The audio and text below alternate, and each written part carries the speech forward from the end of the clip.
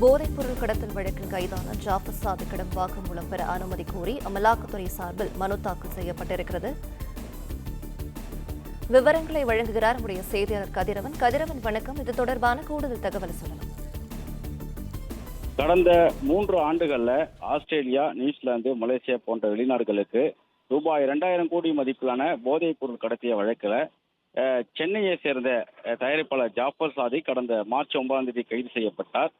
Australia, New Zealand, Malaysia போன்ற வெளிநாடுகளுக்கு இந்த போதைப் பொருள் கடத்தியதாக ஏற்கனவே சென்னையை சேர்ந்த முஜிபூர், முகேஷ் மற்றும் விழுப்புரத்தை சேர்ந்த அசோக்குமார் அவர்கள் பிடிபட்டார்கள்.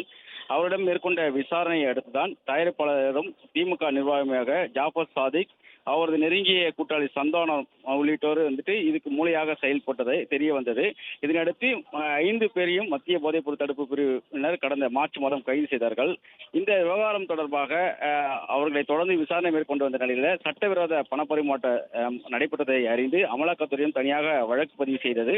வழக்கு பதிவு செய்து தொடர்ந்து பல இடங்களில் சோதனைகளை மேற்கொள்ளப்பட்டு இருக்கிறது. இந்த நிலையில் தான் இந்த 5 பேரிடமும் விசாரணை மேற்கொள்வதற்காக மனு தாக்கல் ஒன்றை டெல்லி நீதிமன்றத்தில் அமலாக்கத்துறை சார்பாக தாக்கல் செய்யப்பட்டிருந்தது. குறிப்பாக திகார் சிறைக்கு சென்று 5 பேரிடம் 3 நாட்கள் வாக்குமூலத்தை பதிவு செய்யவும், சிறைக்குள்ள லேப்டாப் உள்ளிட்ட சாதனங்களை எடுத்து செல்லவும் அனுமதி குறித்த இந்த டெல்லி சிறப்பு நீதிமன்றத்தில் அமலாக்கத்துறை சார்பாக மனு தாக்கல் செய்யப்பட்டிருந்தது.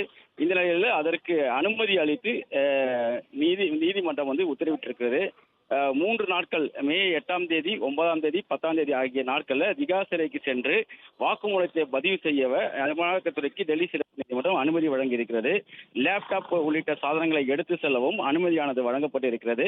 இதனை அடுத்து ஜாஃபர் சாதிக் உள்ளிட்ட 5 பேரிடமும் வருகின்ற 8, 9, 10 ஆகிய 3 நாட்கள் திகார் சிறைக்கு சென்று வாக்குமூலத்தை பதிவு செய்வதற்காக அமலாக்கத்துறை விசாரணை நடத்தி திட்டமிட்டிருக்கிறார்கள்.